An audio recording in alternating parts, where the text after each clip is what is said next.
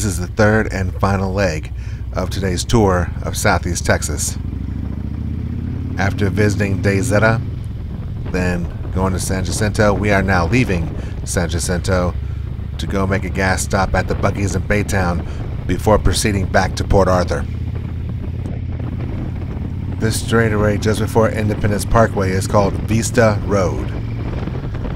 And it was actually here that I forgot to set my GPS, or at least turn on the display screen. So, being the cautious rider that I am, even though I did fidget with it a little bit just a moment ago, I'm going to wait until I get to the stop at Independence Parkway before I set it. Even though I am intimately familiar with the roads between here and Baytown, I still want to keep GPS on just in case there's any construction or traffic that I should avoid.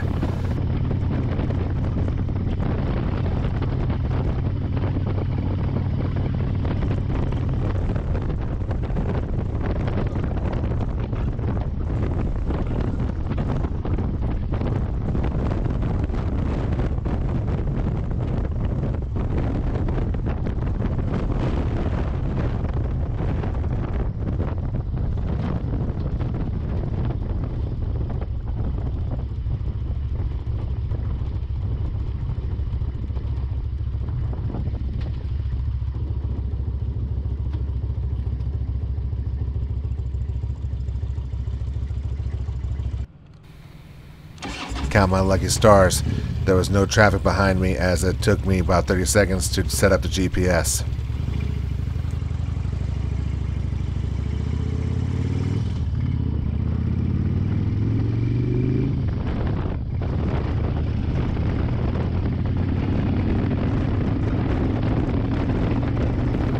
There was a little bit of crosswind on this day, so some of the factory aromas got through my mask and into my nose. Needless to say, it's not the most pleasant thing to smell. Just make sure you take in more fresh air than bad air, or else your body is not going to like it. It's always been fascinating to me that one of the biggest industries in the state of Texas, the petrochemical refining business, is what surrounds the majority of the San Jacinto battleground area. I don't know how that happened. I just find that interesting.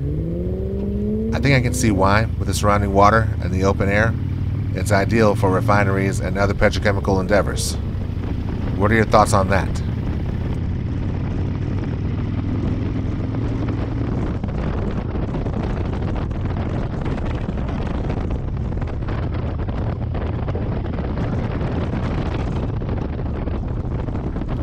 With the railroad crossing coming up, I had to tell the passenger behind me to stand up because there is a railroad crossing coming up. And you need to get your butt up so it'll feel less painful on your back as well as your spine. Get those butts up.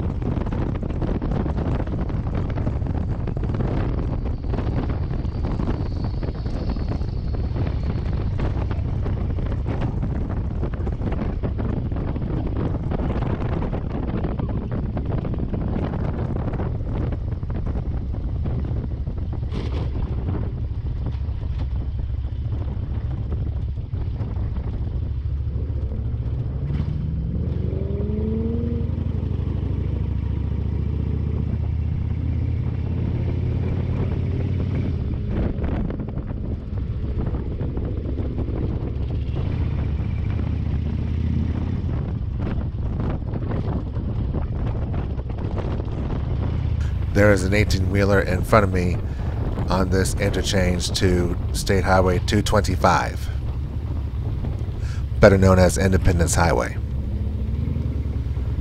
No matter what the situation may be, give yourself plenty of nose room. Yes, you need to get up to speed, but nose room is far more important than getting up to velocity on the acceleration ramp.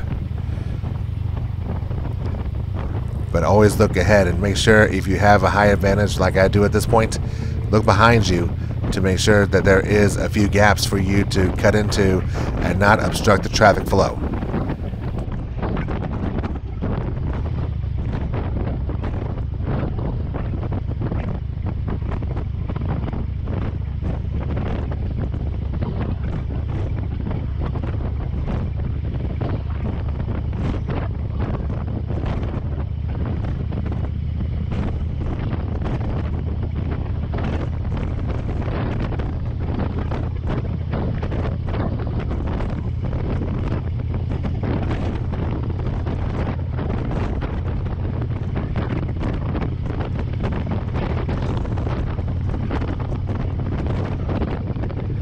Lucky for me, on this midday afternoon, the traffic was very, very light. So getting over to the faster lanes of the freeway was not a problem. Just a little reminder to watch the wind shear off of the 18-wheelers as you pass them. That is a real deal, and it can knock you for a loop if the crosswinds are strong enough.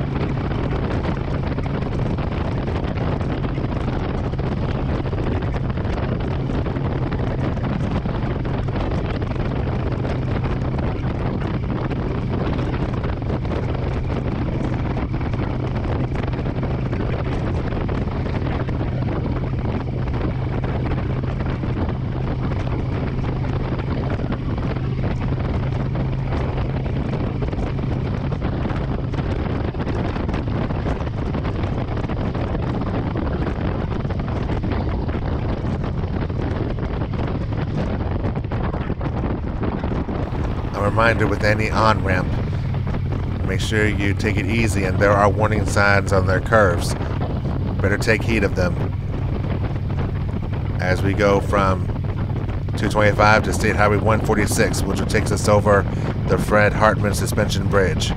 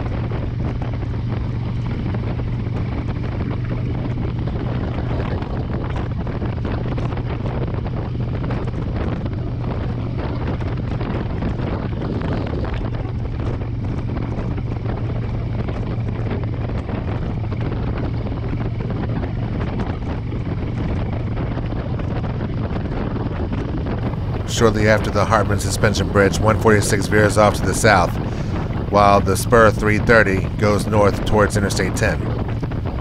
To get to Buc-ee's, you must take spur 330 north.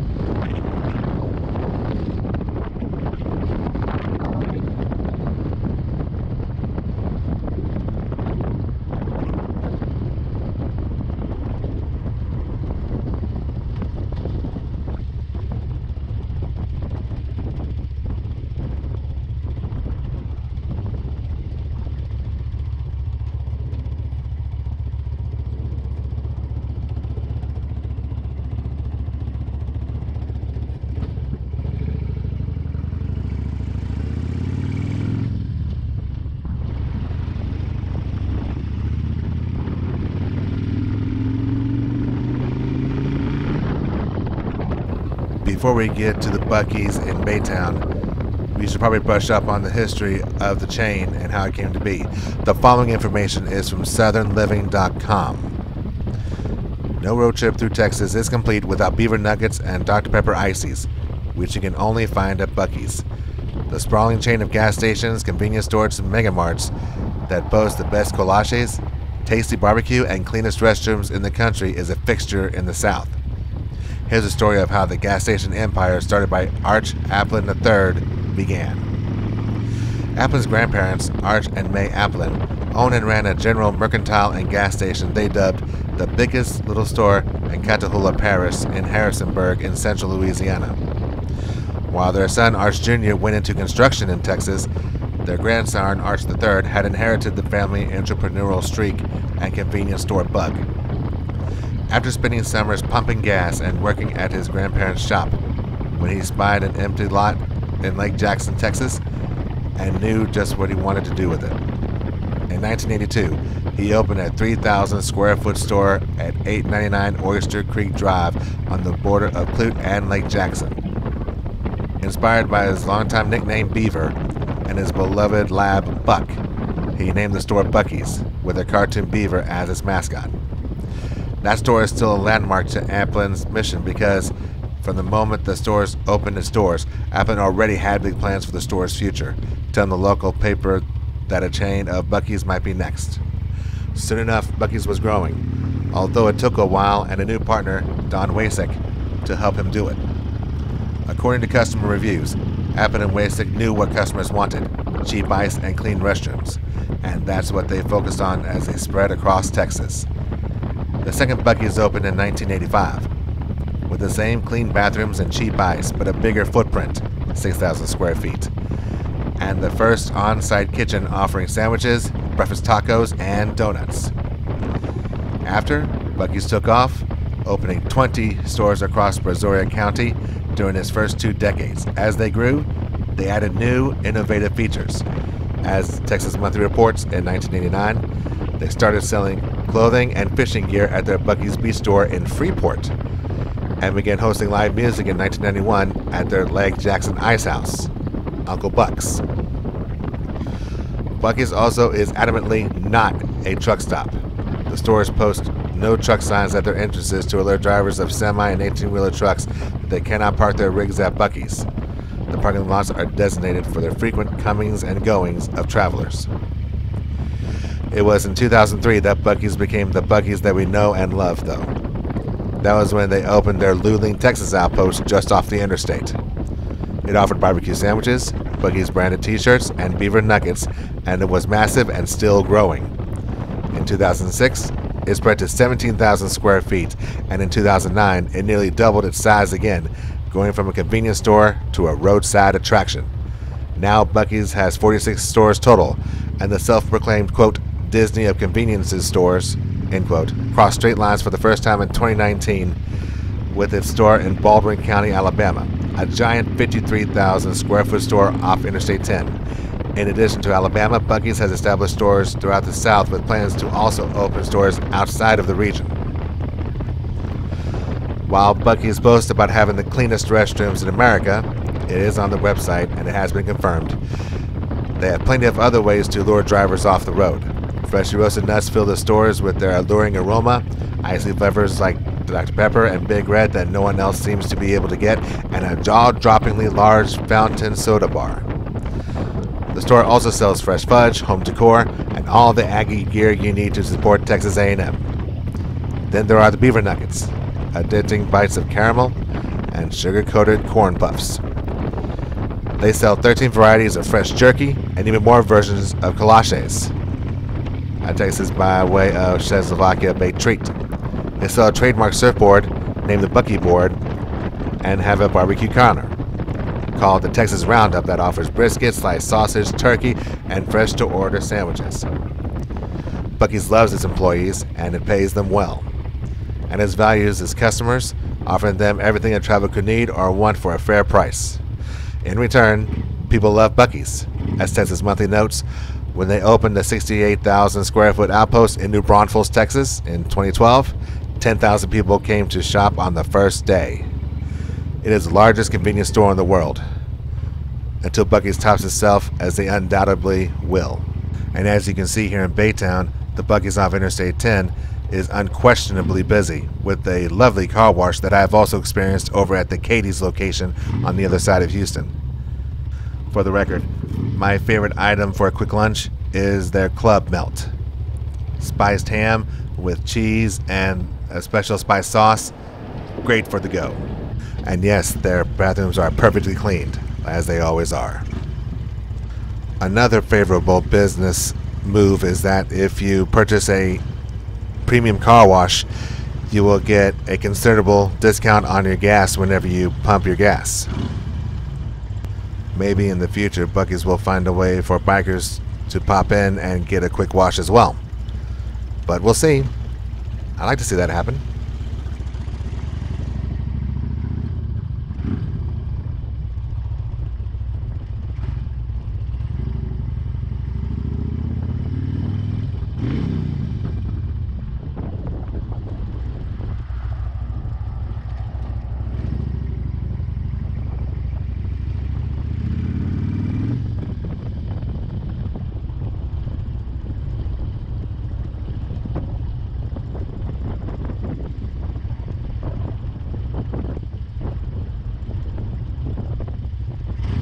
as we are on the feeder road about to get onto Interstate 10. I have no doubt I will visit a few topics about motorcycles on the interstates. Stay tuned.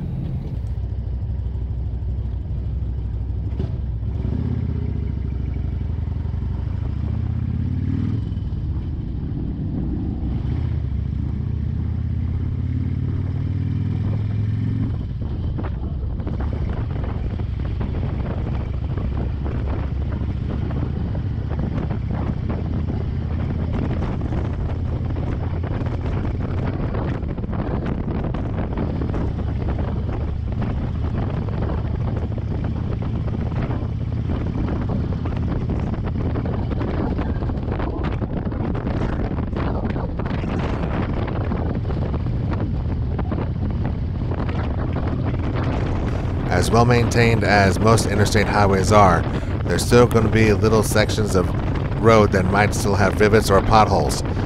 Always look ahead. And sometimes they might be unavoidable because you sometimes just can't see them until it's too late. Do what you have to do to keep yourself safe and those two wheels rubber side down. For the record, no, that is not an illusion. That is a USB cable hooked up to my GoPro camera, which is hooked up to the electrical outlet on the fairing. The batteries were running low, and I wanted to make sure that I did not miss a single second of this ride.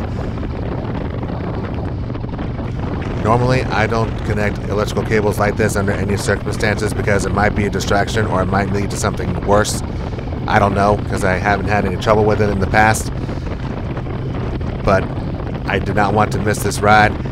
And I felt comfortable enough with Interstate 10 between Baytown and Beaumont. I know the 90-mile stretch intimately well, so it's not like I'm in unfamiliar territory. So I felt comfortable and I felt safe. But no matter what, keep your eye on your devices like this. If anything comes loose or is jarred loose, you gotta react almost immediately to make sure that nothing comes of it.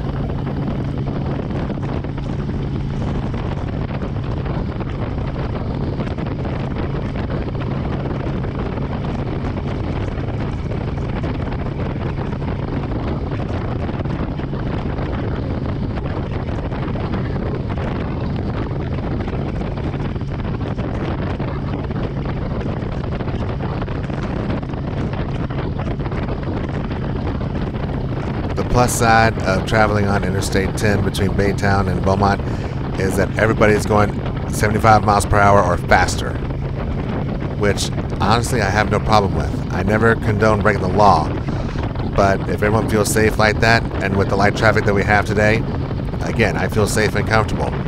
Now that's obviously not the case when you're approaching places like downtown Houston at rush hour. Obviously you need to slow down and make sure that nobody cuts you off or worse.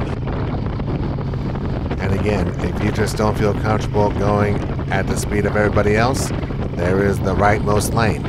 Get in there and take your time, whatever you are comfortable with.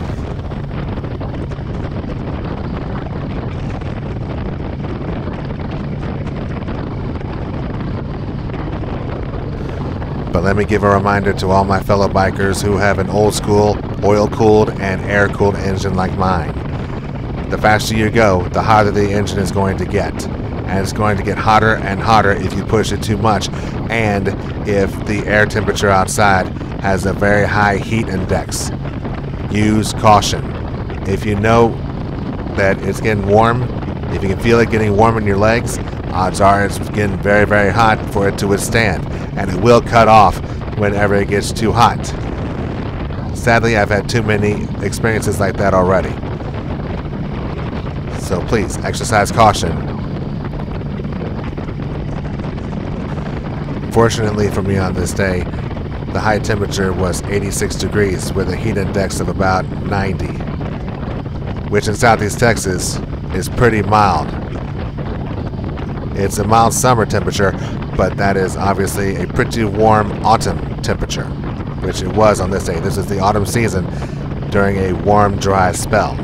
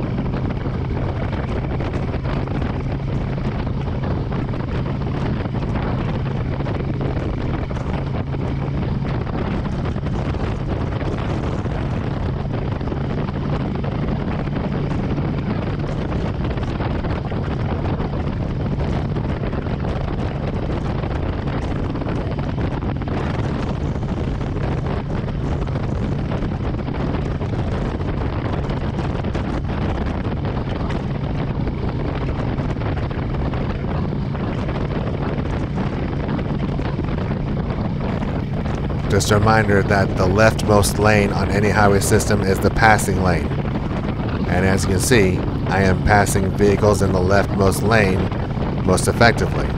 That's the way it should be. This kind of highway riding is perfect. And that is the way it should be. So if you're not going to pass vehicles, get out of the leftmost lane.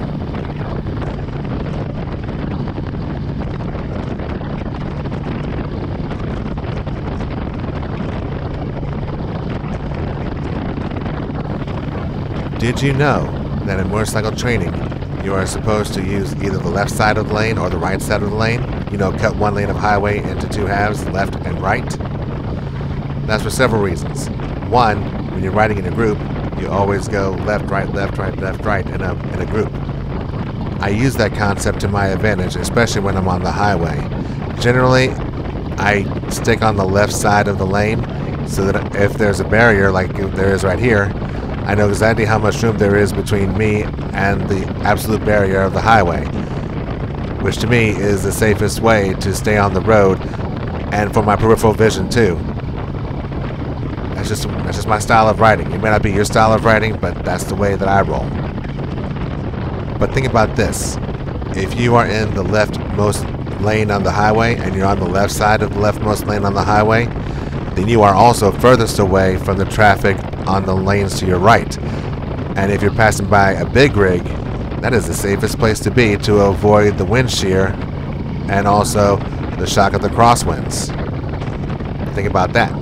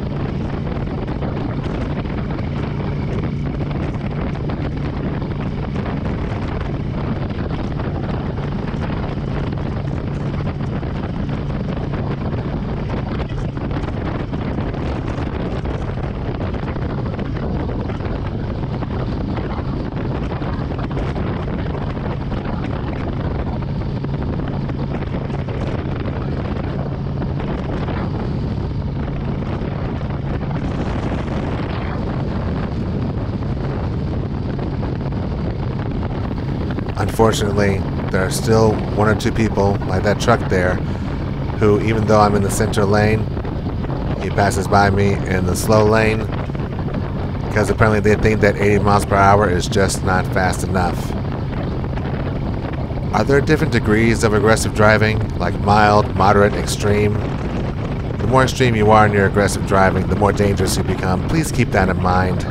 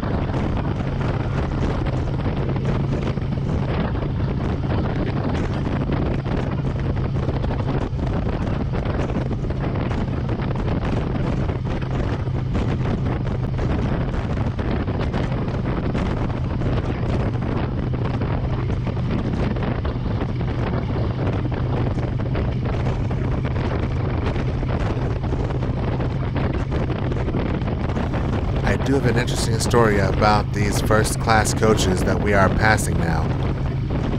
At the Buc-ee's in Baytown that we just stopped at, there were 4 of these first-class coach buses that made a stop at Buc-ee's. And unfortunately, they needed the help of a Baytown police officer to get out of Buc-ee's and get back on the road. Considering the traffic at Buc-ee's, that did not surprise me at all. But they did stay long enough for us to say hello to them and see what was going on. Evidently, this was a group of alumni from Louisiana State University, LSU, who were just leaving College Station the day before after the football game between the LSU Tigers and the Texas A&M Aggies, which I believe the Texas A&M Aggies won. October 2024. Go and check your stats.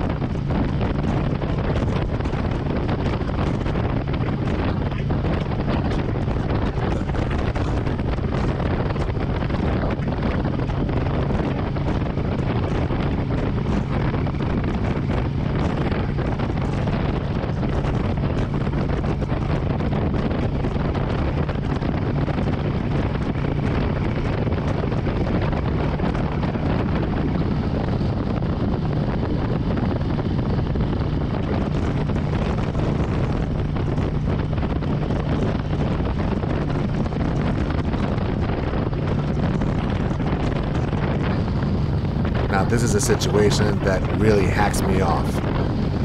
I was approaching this truck at the same velocity, and then this truck decided to match me side by side here. That is not a safe situation, and honestly, it's very annoying. Even as I'm trying to creep up my speed without overheating my engine, it still almost matched me. Almost. But for a moment there, I thought he was matching me, and honestly, I was not a fan of that.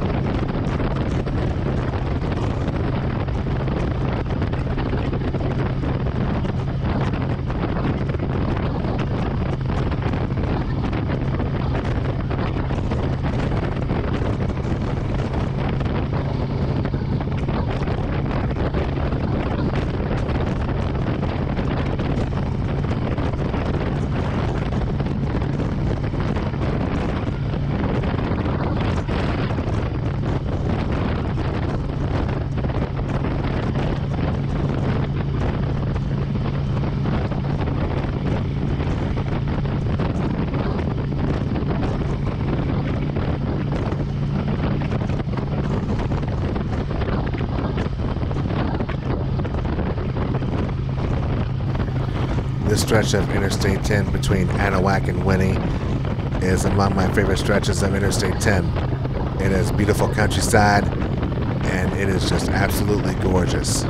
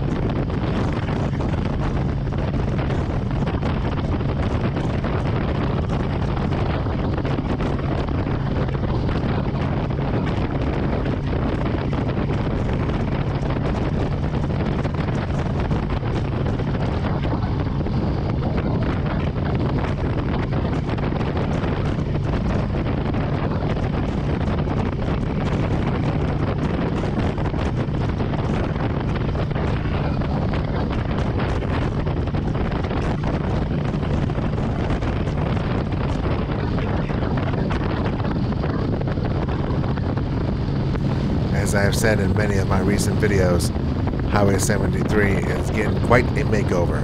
So as always, when you're on any road under construction, take your time. Slow down.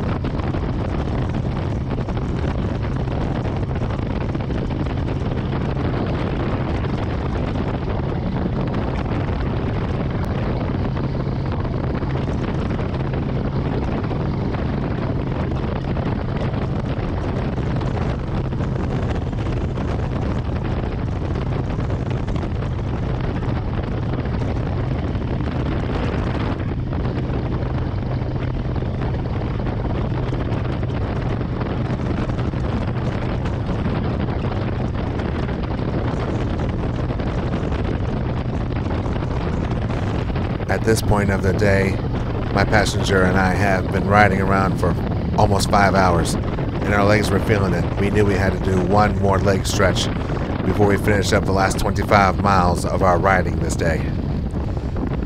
But fortunately, at this Exxon station right here outside of Winnie, there was a biker couple who had just ridden from Bridge City down to Crystal Beach on the Bolivar Peninsula and are on their way back.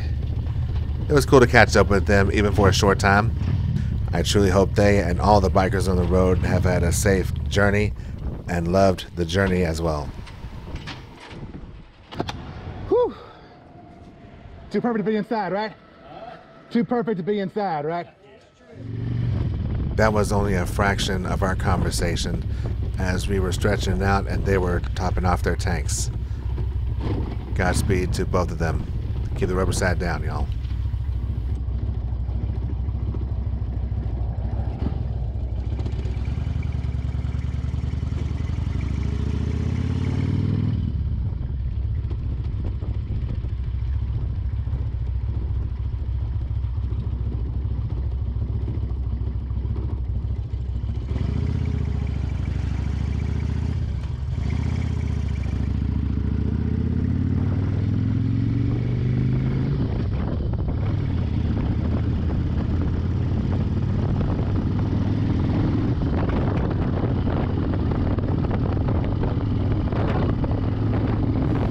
You might have noticed two things at this point.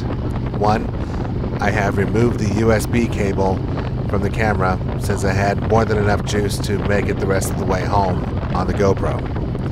And two, there's some fresh asphalt laid on this highway from all that construction. I can tell you that about 5 days after this video was taken, Southeast Texas has seen its first rain in about a month.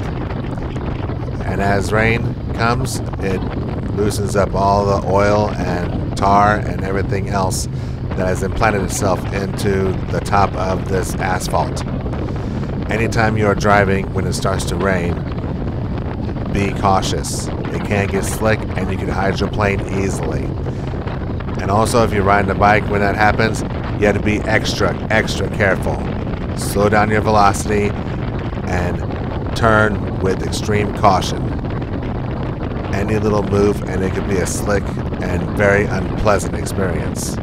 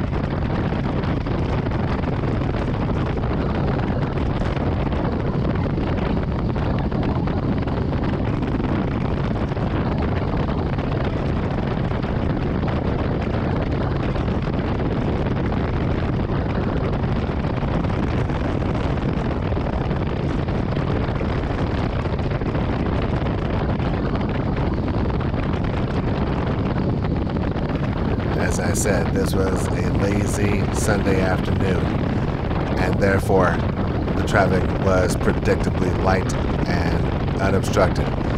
But I can tell you, in early mornings and late evenings, with all the traffic coming to and from the refineries and construction zones, 73 can be a trip of high traffic and speed.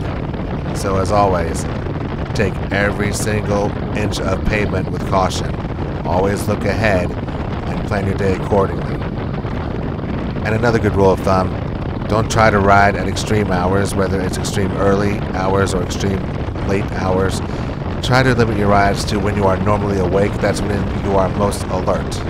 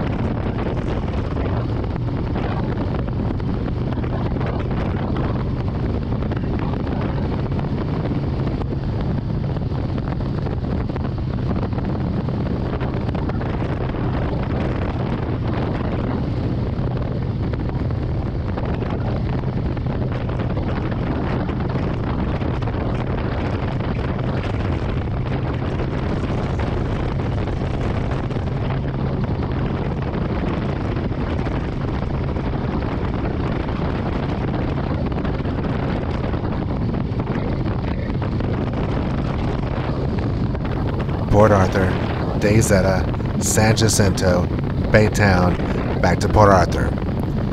5 hours of riding, covering 200 miles. Honestly, that is one of the most ambitious rides I have gone on in recent memory. And even though it's not quite as long as what I experienced going from Port Arthur to Galveston to San Jacinto to DayZeta back to Port Arthur, which was 250 miles, doing those two excursions back to back sure made me feel good about me riding my bike. I hope you enjoyed the whole experience, and I will get this camera and this bike back over to Galveston real soon. Until then, ride safe, enjoy the ride, and God bless Texas.